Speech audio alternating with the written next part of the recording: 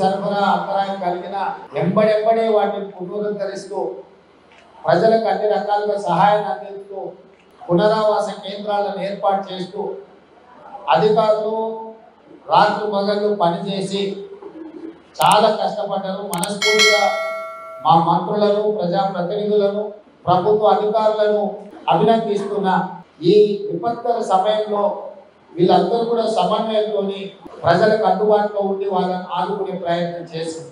అయినా అక్కడక్కడ దురదృష్టకర సంఘటనలు జరిగినాయి. ప్రాణ నష్టం, ఆస్తి నష్టం, రకరకాల నష్టాలు జరిగాయి. నిన్న సాయంత్రం ఇక్కడ ఉన్న ఖమ్మం జిల్లాలో, నల్గొండ జిల్లాలో, ముఖ్యంగా సూర్యాపేట జిల్లాలో ఉన్న పరిస్థితులను దృష్టిలో పెట్టుకొని ప్రధానమంత్రి నరేంద్ర మోడీ గారితో, హోంశాఖ మంత్రి అమిత్ షా గారితో కూడా చర్చ చేసి మనకున్న పరిస్థితులను వివరించి, అదేవిధంగా రాహుల్ గాంధీ గారికి కూడా ప్రధాన ప్రతిపక్ష నాయకుడికి మన రాష్ట్రంలో ఉన్న పరిస్థితులను వివరించి ఎప్పటికప్పుడు మన రాష్ట్రానికి సహాయంగా ఉండాల్సిందిగా ప్రధానమంత్రి గారు, హోంశాఖ మంత్రి గారు, ప్రతిపక్ష నాయకుడు రాహుల్ గాంధీ గారు స్పష్టంగా మాట ఇవ్వడం జరిగింది.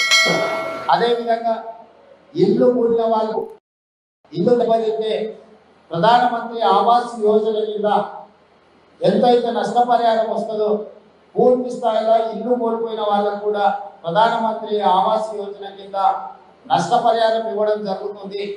అర్హులైన వాళ్లకు ఇందిరమ్మ ఇల్లు కూడా ఇవ్వడం జరుగుతుంది. ఇల్లు కోల్పోయి నిరాశ్రయులైన అర్హులైన వాళ్లకు ఇందిరమ్మ ఇల్లు కూడా ఇప్పుడు నష్టపోయిన వాళ్లకు ఇవ్వడం జరుగుతుంది.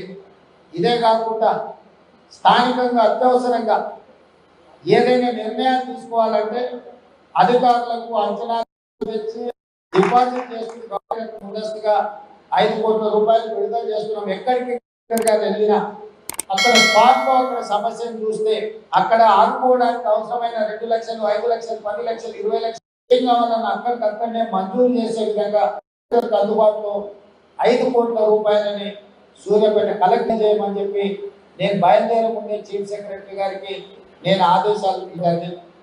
అదేవిధంగా పాఠశాలలో కూడా పిల్లలకు సెలవులు ఇచ్చి, ఎందుకంటే గురుకుల పాఠశాలలుగా ఇతర పాఠశాలల్లో లేదా మండల కేంద్రాలు లేకపోతే జిల్లా కేంద్రాల్లో ఉన్న విద్యార్థులు ఈ వర్షంలో పాఠశాలలకు వెళ్ళాలన్న ఇబ్బంది ఉంది కాబట్టి కలెక్టర్లకి స్వయంగా నిర్ణయించే విధంగా అక్కడ ఉన్న విపత్కర పరిస్థితులను బట్టి అక్కడికక్కడనే వాళ్ళు నిర్ణయం తీసుకొని పాఠశాలలకు సెలవులు ఇవ్వడానికి కూడా కలెక్టర్లకు పూర్తి స్థాయిలో వాళ్ళకు ఒక అనుమతి ఇవ్వడం జరిగింది.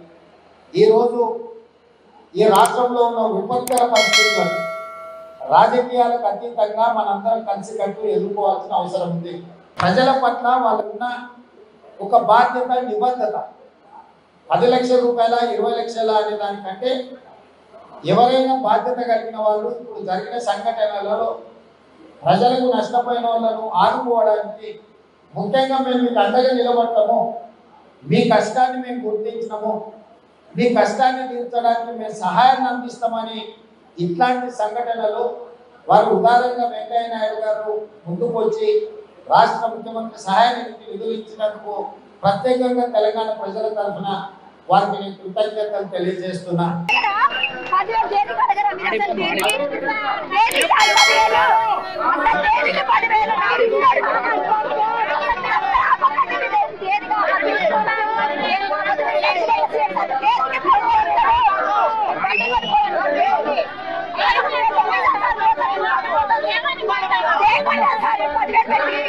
మాట్లాడండి.